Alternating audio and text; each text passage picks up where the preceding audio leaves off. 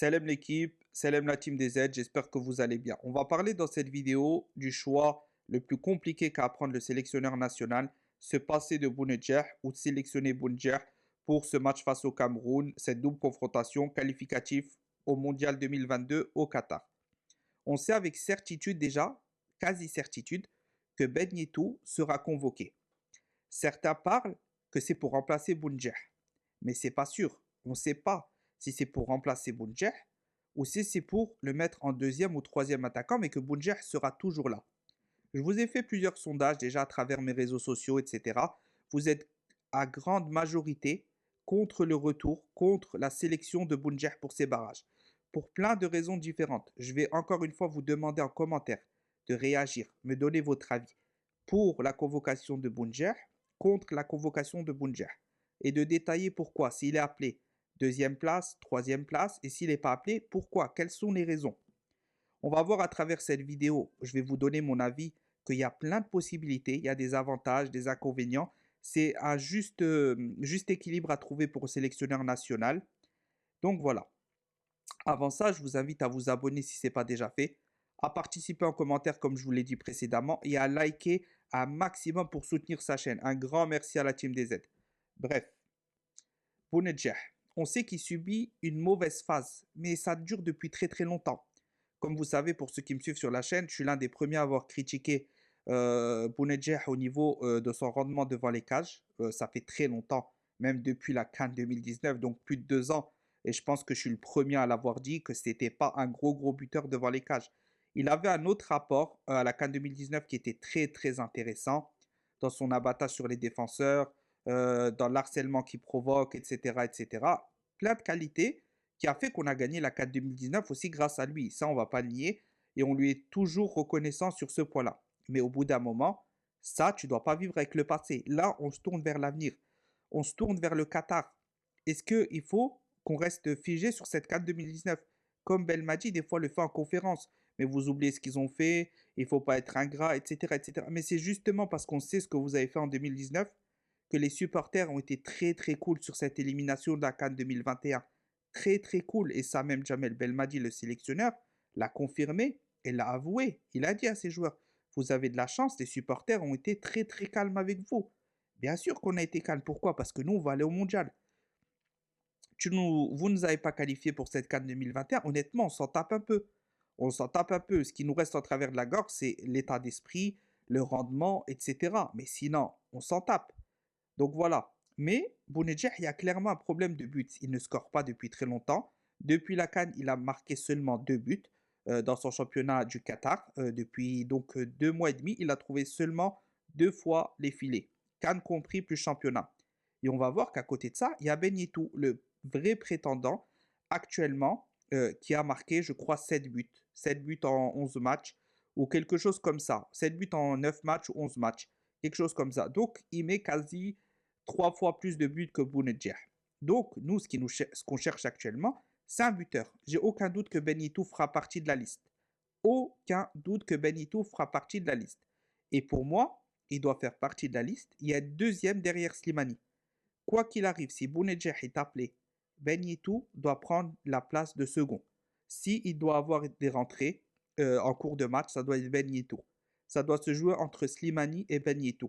Le troisième attaquant, on peut parler de joueurs de championnat algérien, on peut parler de Belfodil, etc.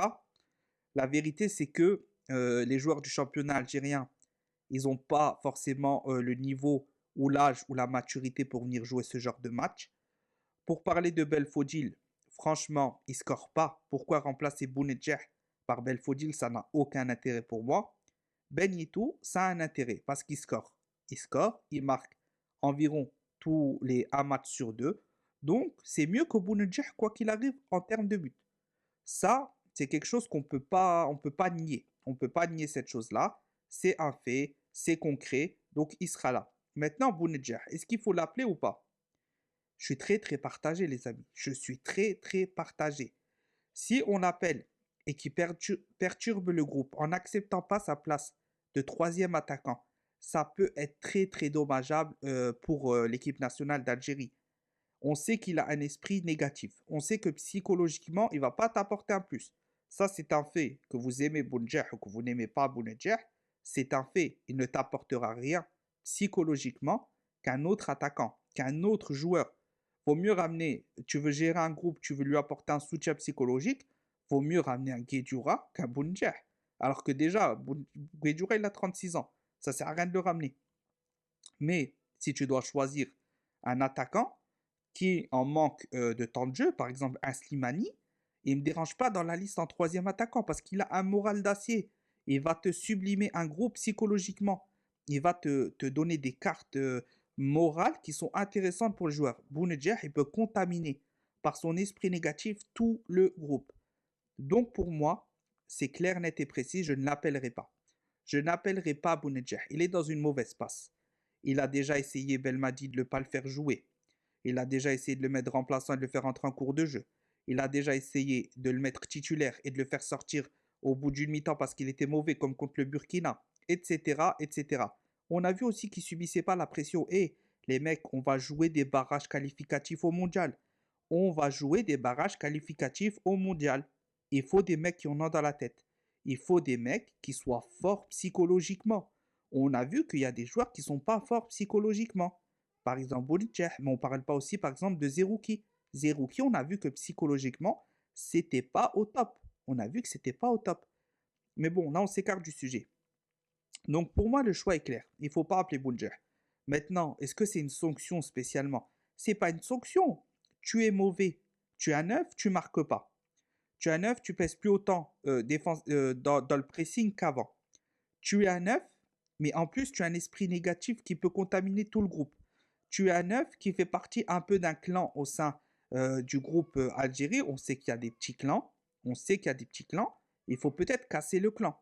Il faut peut-être casser le clan. Il y a trop de choses qui font que pour moi, Bounedjah ne doit pas être appelé. Après, c'est Belmadi qui sait. Belmadi, il sait si Bounedjah il va vraiment nuire au groupe et qui peut être à la troisième place sans chipoter et se dire, écoute, je suis pas bon, se dire à soi-même, je suis pas bon, je viens, le coach me fait une faveur, entre guillemets, je viens jouer quand même, je viens dans le groupe, je participe à cette qualification, je vais essayer d'avoir un bon mental, je vais essayer de motiver les autres et je vais rester sur le banc et me taire. Le problème, c'est qu'avec Bounedjah, je suis pas sûr que ça marche, les frères. Je suis pas sûr du tout que ça va marcher. Donc voilà, le cas Bounedjah, pour moi, il est clair.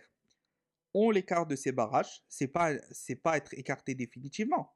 Ensuite, il y a les barrages, il y a les qualifications à la CAN 2023, il y aura les préparations mondiales. S'il revient bien, il est chez lui, Bounedjah, la famille.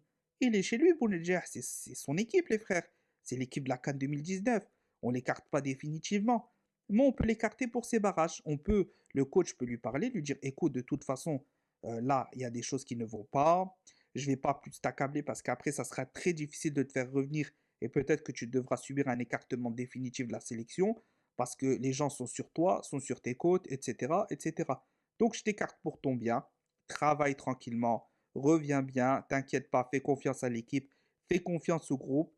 Tu es toujours de la partie. Reviens bien au club. On veut retrouver le Bounedjah d'avant. Belmadi dit, je veux retrouver le Bounedjah que j'affrontais quand j'étais coach au Qatar et qui me faisait m'inquiéter pour l'équipe adverse, c'était toi. Je veux le Bounedjah que tout le monde a élogié à la CAN 2019. Je veux le Bounedjah puissant dans son pressing, déstabilisant pour les défenses. Je veux ce Bounedjah-là. Reviens et tu seras au mondial si on se qualifie. Fais confiance au groupe et voilà. Moi, c'est comme ça que je ferai. Maintenant, je ne suis pas Belmadi. J'ai une totale confiance en Belmadi et en ses choix. Donc, on verra bien ce que ça donne, la famille. N'hésitez pas à réagir en commentaire. Je vous ai déjà dit ce que j'attends de vos commentaires pour Bounedjah contre Bounedjah au niveau de la liste, bien sûr. On lui souhaite quoi qu'il arrive le meilleur. Moi, Bounedjah, c'est un joueur que j'aime bien, mais j'ai critiqué depuis de nombreuses années son rendement. C'est pas pour rien. Aujourd'hui, on le voit. J'avais raison quand à l'époque on me disait non, mais t'es fou, il a gagné la CAN, etc., etc., etc. Mais regardez, tout se voit maintenant. Tout se voit. C'est des choses qui ne mentent pas. Il y a un collectif, il y a une individualité. Quand le collectif est très très fort, certaines individualités, même si elles sont mauvaises dans leur rendement, ça passe. Mais quand tout le monde est plus ou moins mauvais, que le collectif n'est pas bien rodé, les individualités, elles ressortent encore plus. Et là, tu vois vraiment, vraiment les points faibles. C'était tout pour cette vidéo. J'espère qu'elle vous aura plu. Je sais que c'est un gros, gros débat, Bounedjah. On est à quelques jours de la liste. On va voir ce que Belmadi va nous faire ou pas. En tout cas, quoi qu'il arrive, Tahia l'Algérie. On croit à cette qualification mondiale 2022, Inch'Allah.